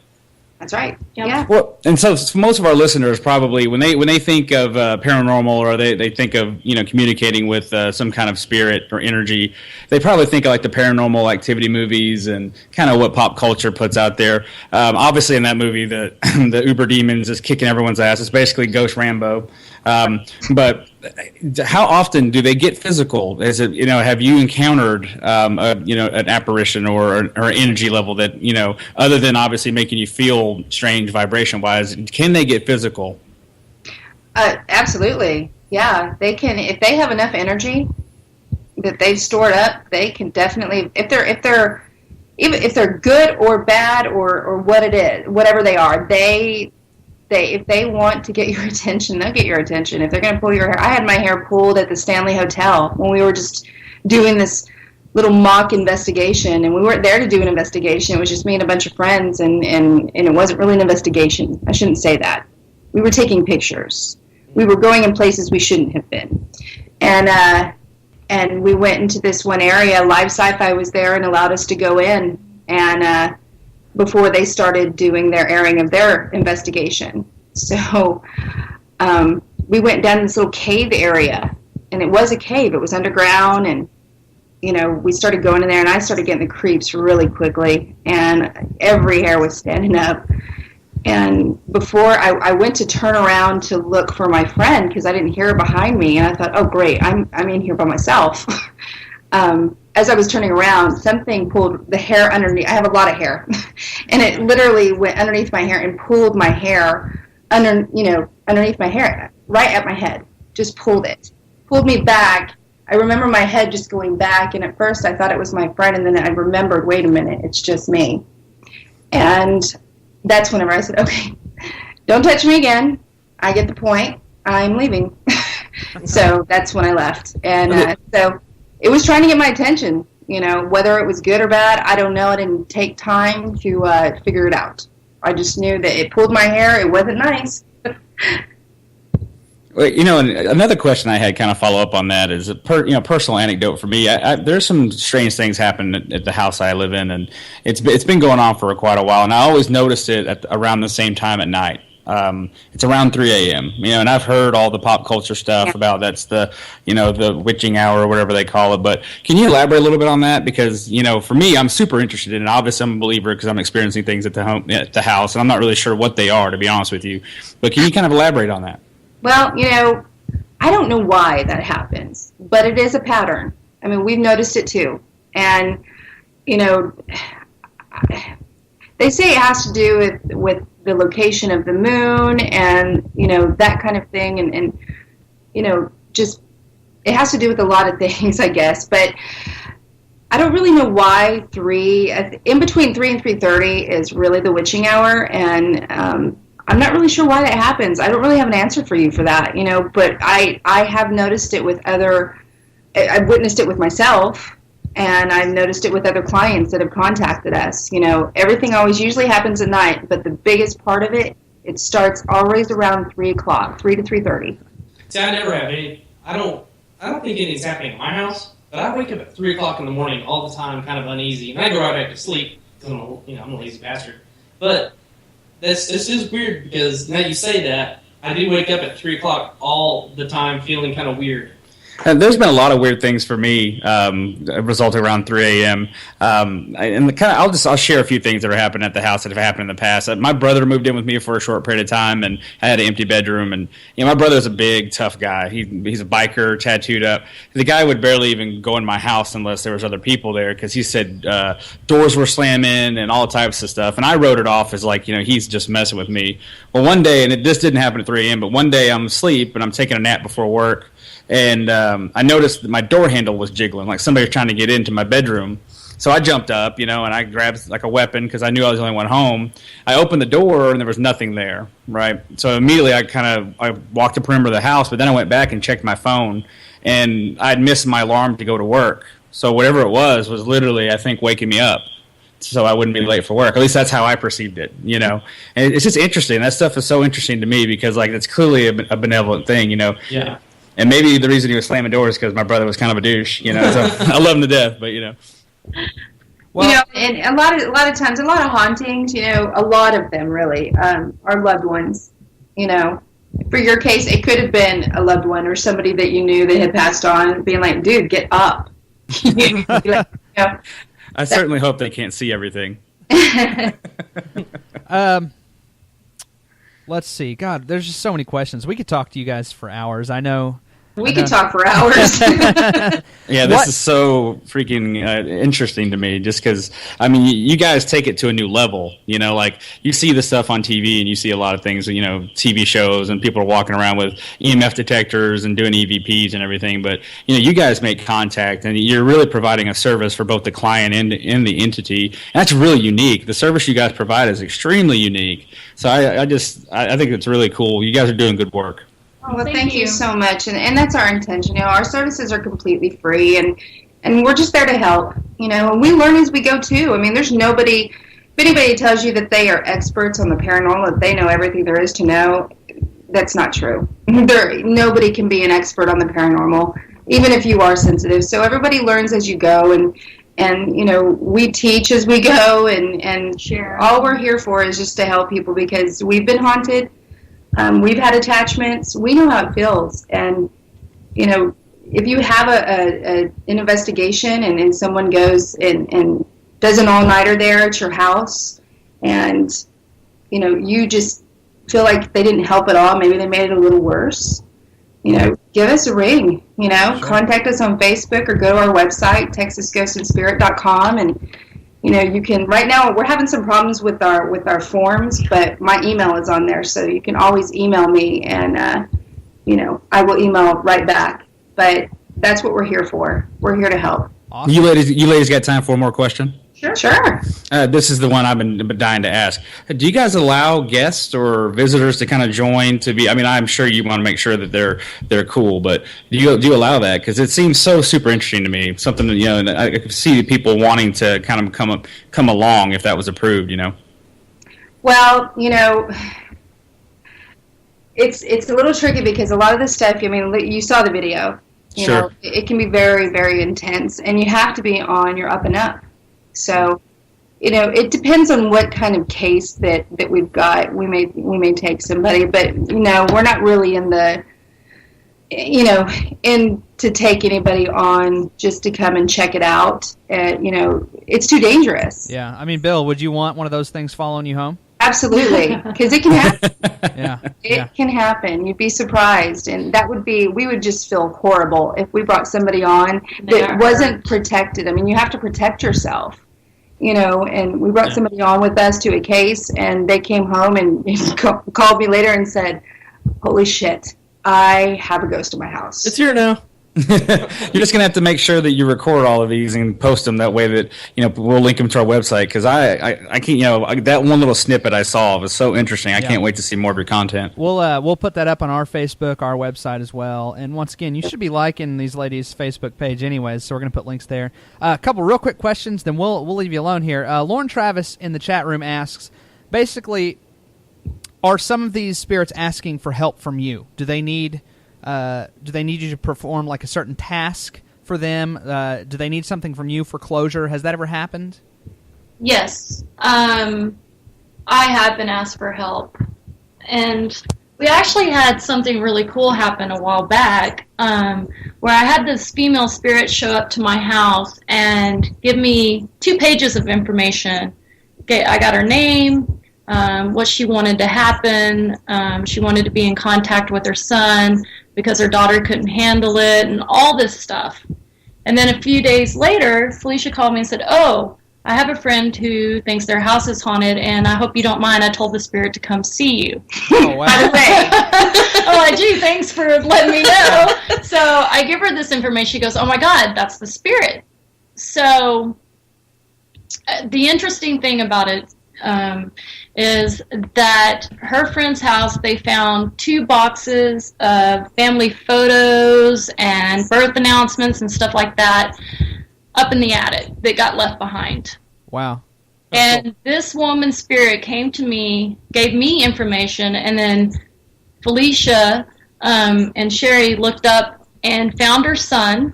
We met with him, gave him the boxes of photos and stuff, and gave him messages from his mother. Oh my God, it was the most amazing experience I think I've ever had in this wow. field. I mean, he cried, we cried, and the important thing that she said the most was, "This is the sign that someone's been waiting for." And he said, ever since my mom died, however many years ago it was, he's like, "I've always asked her for a sign, like flickering a light or something." And I said, "Well, she did something much bigger. She reached out to strangers to make sure you got these photos." Wow. Oh, very cool. I mean, so yeah, they do. And she was not letting up. No, she was very persistent. It was actually our friends that just bought this house that was previously her house, and they contacted me about it. And when we went over there, there was a reason. We were actually over there to begin with at a little party, and they brought down everything. They said, "Oh, we have these boxes of anonymous photos. We don't know who they are. The owner left them here." We tried to contact him, and I guess he doesn't want them. So, of course, we started going through all this because they're experiencing paranormal. So we started going through this whole box of pictures, and we narrowed it down to the one who was in the most pictures, and it was this lady. And that's where it all kind of started. Sarah did absolutely amazing. And then we found the son, met the son at a Starbucks, gave him the box of stuff. She gave him the message that his mom wanted him to 2 have. pages of information from his mom. Wow. It was Beautiful. amazing. So yeah, spirits, they come to us for help too. It's very important. And she was very relentless. She was not going to stop haunting these boys until she got something done. Yeah. Wow. She was a sweet spirit, so she wasn't doing anything mean. She was. Yeah. They were just uncomfortable with the idea of a ghost. Yeah. That's amazing. Okay, well, hey, I tell you what. Thank you so much for your time. It's been a very fascinating conversation. I'd love to come up with 18 more pages of questions and have you back on if you'd like. Oh, we would love great. to. Yeah, it'll be a lot of fun. Check these ladies out, TexasGhostAndSpirit.com, Facebook.com/Texas Ghost and Spirit Intervention. I've put the video that they have, put it in the chat room. We're also going to put it on our Facebook, our website, and I encourage... Thanks for that. Yeah, check it out. Follow these ladies. Really neat stuff they're doing. I guess these are questions we ask everybody who's a guest here on Everybody Has a Podcast. 3 quick questions. You can just give me a yes or no. All right, pretty sure I know the answer to one. Number 1, do you believe in ghosts? Yeah. Yes. Number 2, do you believe in aliens? Well, okay. I've never encountered one, but I believe in the possibility. Same here. Okay. Number 3, do you believe in Bigfoot? I believe in the possibility, but I've never seen one. How's that? I love that answer. Everyone, we always get a no on the Bigfoot. Always. Yeah. I'm going to go with her answer. I'm not really sure. All right. Well, hey, Sarah and Felicia, thank you so much. We really appreciate your time. Thank you, guys. you. Y'all have a good night. evening. All right. Bye-bye. Bye. Gentlemen, I really enjoyed that interview. I think those are 2 very delightful ladies. Yeah, absolutely. I'll tell you what, man, they're doing real good work, and we appreciate them spending their time with us. Yes, definitely. Once again, we're going to post all their social media information, their website. This YouTube video is rad. We're going to put it up. Make sure you guys have access to it. So check it out on our Facebook and like them because they deserve it. They're actually doing a service. We don't do anything. I might make your your we might make your morning drive 30% less crappy, but they're really helping people. It's neat too. What do you gentlemen say we do a little bit of news before we head out of here tonight? Let's go.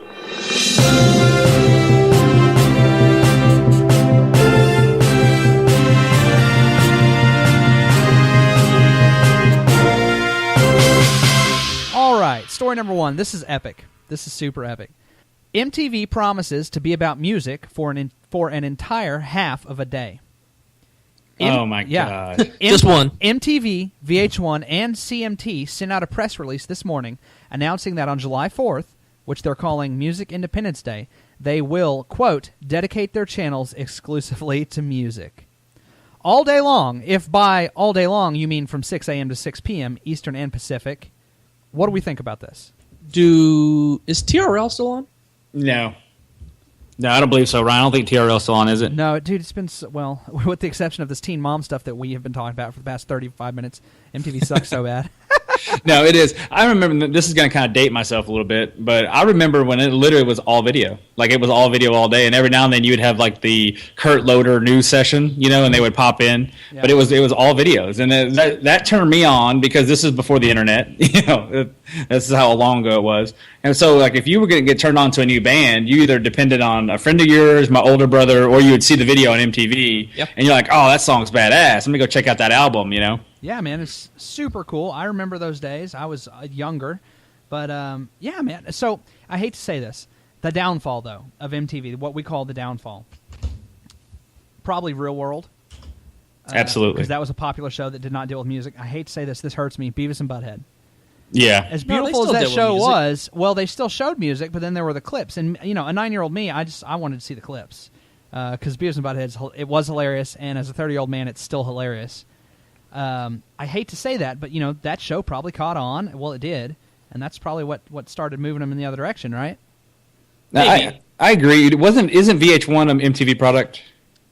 Yes, they're all like Viacom, right? Yeah, so I think VH1 was initially, basically developed that to be an alternative because there was so much original programming going on MTV where they would just play videos. But even eventually VH1 went to reality TV, and it's the vicious cycle. I don't understand it, to be honest with you, because MTV back in its heyday was cool as crap, man, because you had, like you said, TRL, right? You had all these shows, and you were exposed to a lot of different kind of music instead of just being set in your normal genres as you are today. Now, I watch 5 minutes of it, and I'm just sickened with the world. I can't believe people are watching this, and there's a little 13-year-old girl right now emulating the Teen Moms, Yeah. Is this? I mean, okay, we all know we want music, right? We understand we want that, but it's a really good business move. The reason I ask that is because you've got YouTube now. You've got all these other channels to be exposed to music. Is it over just playing random music? Can you really make money off that? Now do you have to produce other content that other people can't really create? Because right now, let's just, Hootie and the Blowfish. It always goes back to Hootie and the Blowfish for you. Yeah, they could make a new video. They could put it all over their Facebook. They have 1,000,001 channels to distribute that video. MTV provides no unique service at that point to distribute that content.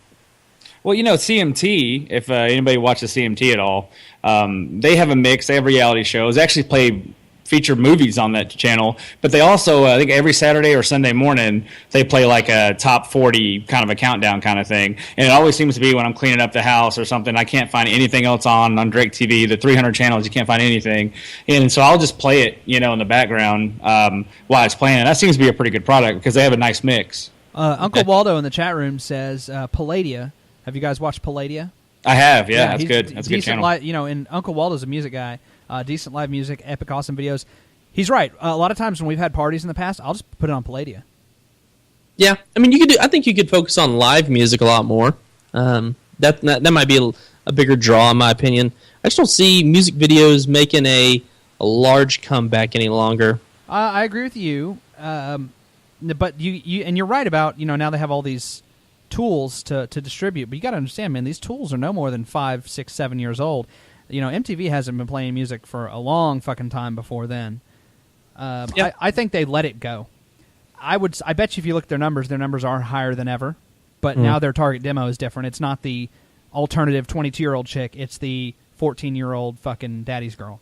Well, whenever we were watching music back in the day on MTV or VH1 or whatever, we were okay with sitting through a 4-minute Missy Elliott video to get to the Kid Rock video. But now I don't think people do that shit. They're like, no, I can go on fucking Vivo on YouTube and watch whatever the fuck I want. Do I really need to sit here through a song I don't like? No, I'll just turn it off. Yeah, well, we're way less patient because we have so much more on our fingertips. We can just access anything we want. Well, like DVR killed that whole thing too, because like now, I mean, how much shit do people put on their DVRs? You're not going to DVR the fucking. Ironically, do you know the very first video that played on MTV? It was "Video Killed the Radio Star." Oh wow! So there you internet killed go, the video Clark. star. Yeah, yeah. So speaking of videos, what's a video that you guys can remember that just kind of blew your mind or really turned you on to a band? Ooh, good question. Good question, man. Mine was on TRL. Nobody probably even fucking knows who this band is because they fucking stopped playing music pretty quickly. Orgy, that doesn't count as a 4-letter word. They played the song Blue Monday. They were number 3 on the top 10, just saying, no big deal. And I was like, man, I really like gothic trip hop. So, like, it turned me on to that band. I really, even to this day, I still listen to them, and it was all because fucking Carson. Damn it! Here it is, folks. We have a curse word. It's because Carson Daly. Carson Daly said it. Break the wheel, break the deal, spin the wheel. Break the deal, spin the wheel. That was a good solid 10 minutes. Yeah, that was good. Ryan, how about you? What about a video that you can remember just kind of really turned you on to the band or something you just really dig? Well, I'll say this. I think it was 95, the year that Jagged Little Pill came out, changed my life. I'm such a lesbian. Alanis Morissette? Yeah, I remember the Ironic video. But it's still one of the best CDs ever. I don't care what anybody says. I'll gladly wave my LGBT flag. That's ironic. Here's what I'll tell you. I remember the movie Fear with Marky Mark and Reese Witherspoon. Why do you remember that movie? Well, it introduced me to the band Bush. Oh, yeah. Which I still think is one of the fucking most awesome bands out. I love Bush. I saw them a year or two ago, man. It's fucking awesome, I saw Gavin Rossdale and his new band named Bush. But, man, I remember hearing Come Down, and there was another one in that movie, and I remember being like, God damn, that's awesome. Like, what is that band? I had to seek it out. And so I reached down to my Shazam app, and I realized I didn't even have a cell phone because it was 1996, and Shazam didn't exist. So it took me like 3 months to like figure out who is Bush. Yeah, because you're on 56K internet, so it was a chore. Yeah. You really like that song. Oh, yeah. Oh, Bush was it still is, but back in their heyday, man, they were real good because they played drop D, real heavy power chords, and Gavin had a nice voice. I dug Bush a lot when I was younger. Grunge, I think, was such a fucking awesome movement. I know it killed awesome 80s music, but man, I really, to this day, it felt like if even an ironic grunge band came out, much like we have these ironic 80s power ballad bands now, or whatever, dude. Don't say with a condescending tone like Steel Panther is not one of the most badass fucking bands on the planet. That's what I'm saying, man. I want a grunge version of that. I would fucking just worship them. Okay, so Bill, what's the one video that you saw that you're like, holy shit? There's actually a couple of them. I'll leave it to 2. I had an older brother, so he influenced me quite a bit on my music taste. But I remember the first time I saw the Sober video for Tool. Oh, okay. Tool is so legit. Tool is so legit. Yeah. And I remember the album cover didn't have any pictures of them because back then you actually had the CD and the little they actually came with an insert and you could look at it. There wasn't any pictures, so like your mind just races. You're like, I wonder what these guys look like because they play so fucking heavy. So I remember seeing the video, and the video doesn't show them either. It's all like claymation stuff, and man, my mind was blown by them, and I just became a huge fan of their music and just kind of just how they played. And I was learning how to play the guitar at the time, so just the way they played was so unique. Different tunings and Maynard is just such a madman. So I'd have to say, really any of the Tool videos, 46 and 2 is probably my favorite video they ever did. And another one, and I'm ashamed to admit it because it's Korn. It's Barbie Girl. Oh, no, hey, dude. It's Korn. Korn still hits so fucking hard. I don't care what anybody says. No. Oh, Korn is badass, dude. No. Yes. But there was a time, I would say probably 10 years ago, Freak on a Leash. Freak on a Leash, there we go. Yeah. You're okay. I had a friend of mine play it in his car. And I was like, man, this fucking goes hard, you know? So probably 2 or 3 days later, I was too embarrassed to ask him who it was. I don't want to be that guy. But 2 or 3 days later, I saw the Freak on a Leash video, you know, the bullet flying through and the animation. Yeah. So it turned me on to him. So I bought what was it? Was that Freak on a Leash, the name of the album? Follow the Leader. Oh, Follow the Leader, Oh, yeah.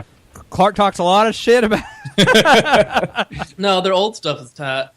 So I buy that album, right, and I dug it. You know, there's lots of real good songs on it. And then I started doing a little research online, and I realized that probably their most popular album was their very first one, the Korn, the self-titled Korn. So I bought that, and I shit you not, I played that over and over and over again. Still, the song Blind on that album is one of my favorite songs ever. Oh, it's awesome. What is the one where they do nursery rhymes at the beginning? That shit is awesome. Bagpipes? Shoots and Ladders? Shoots and Ladders, yeah. Oh, It starts off with bagpipes. Yes. Awesome. So we turned into a Korn fanboy show. I made my parents listen to the intro of that song just so they could hear that. They were like my parents. I was like 12. I was like, this is cool. Yeah, one of my favorite moments, and this goes back to MTV, is when they did the Woodstock. I think it was '99. And they did a live broadcast. They were showing it, and Korn took the stage, and they were like they had like 5 stages, but everyone from all the other stages converged on this one stage, and Korn opened with Blind. And the part of the song when he was like, "Oh, are you ready?" Oh yeah, they panned across the crowd, and dude, there was just waves of people jumping, dude. Like that. I mean, that exact part in that song probably got so many JV football games fired up. Absolutely. And that was before the jock jams. Dude, yeah. I remember when I was in high school and I was in the band, and our football team was fucking miserable. They sucked so hard, dude. And I remember their chant at the beginning of before every game was, "Let the bodies hit the floor." Oh, God damn it. They did that like 6 times together, got all pumped up, and just went and got their fucking assholes pummeled, man. Like, it was so lousy. The whole season was that.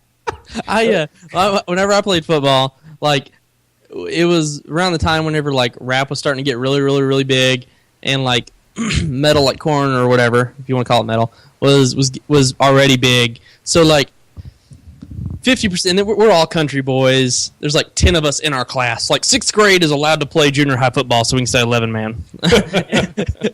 So like 90% of them are listening to like DMX, like the rapper, and like there's like 4 of us listening to Korn. It was just so miserable. Like, everybody else is like making fun of the other ones. Like, you're listening to DMX, or you're listening to Korn. Look, like, man, we're all faggots. Like, shut up.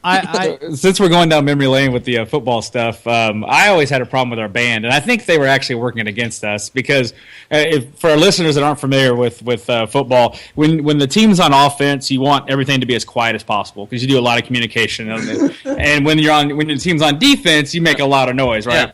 Well, they wouldn't fucking toot a horn or even hit a drum whenever we were on defense. But the moment we got the ball, they played Barbara Ann as loud as they could, like over and over again. And you're trying at the line, you're trying to make calls, and all you hear is fern, fern, fern, fern, fern, fern, fern, fern, fern. And it became a running joke for us, you know. But I'm fairly certain that the band director was, you know, stupid football players, blah, blah, blah, you know, because it was comical. He's just playing the Carpenters. Why do birds suddenly appear? So Ryan, was there a resentment from the band for the football team, or can you give me a little second party information here? Our school is really small. Everybody pretty much got along, except for their like 3 retarded kids everybody picked on. No, not really, man. I'm trying to think. No, I mean, you know, they could have beat my ass, so I chose not to fuck with them. And another thing I thought was really stupid, and our band used to play the Florida State. They have like a Tomahawk Chop song they play. It's like an Indian chant. That one? Yeah, and our mascot had absolutely nothing to do with any Native Americans, or, you know, it was just completely out of place. I always just thought it was just really random and embarrassing, to be honest. All right. That was Trip Back to Memory Lane with Clark, Ryan, and Billy. News kind of got a little sidetracked there. That was cool. Good conversation. So, wow. Imagine if MTV just played music permanently, what kind of discussions would be triggered? Yeah, it's amazing. A lot of our childhood's linked with MTV. I think that's one thing I just discovered. Yeah. I just don't think there's any need for VH1 and MTV anymore. I mean, except for pop-up video. Well, I think the most outrageous one, honestly, CMT did Hogan Knows Best. Like, how did that happen? Like, I didn't even know that. I didn't even know Hulk Hogan was their target demo. Whatever. Well, you know, one thing I did learn from that show was he was in line first for the George Foreman grill and he turned it down for an energy drink. Yes, I and, heard of that. George Foreman got it. I heard that. That's crazy, isn't it? George Foreman was the second pick, really? Yeah. I think Hulk Hogan was probably the first or second, but regardless, everybody turned it down and ended up making George Foreman millions. Yeah. And cooking delicious hamburgers. All he had to do was say yes, man, and probably do a couple commercials. Now he's doing Rent-A-Center commercials with Troy Aikman. Troy Aikman's still alive? Yes. I just thought he would live forever through like the labels of Brute. That guy has so many head injuries, man. Like, I feel bad for him later in life. All right, gentlemen, I think that probably does it for this episode of Everybody Has a Podcast. Once again, thank you so much to Felicia and Sarah from Texas Ghost and Spirit Intervention. Super rad. I want to talk to them again. We're going to do it. Check them out, texasghostandspirit.com. You can follow. They always talk about their cases and what they've done. Facebook.com/Texas Ghost and Spirit Intervention. Thanks for checking us out, guys. Everybodyhaspodcast.com, Facebook.com/everybodyhaspodcast, blah, blah, blah, blah, blah. Follow us. Share us with a friend, please. We haven't had some new Facebook likes in a while. It'd be nice to get one or two of those tonight. I'd feel nice.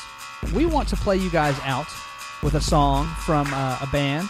This band is Sorne, and the song we are playing you out with tonight is called Omnipotent. Check them out, sorne.com, facebook.com/Sorne Music. This is Omnipotent. Tune in next week where Bill embraces me while I work on a pottery wheel.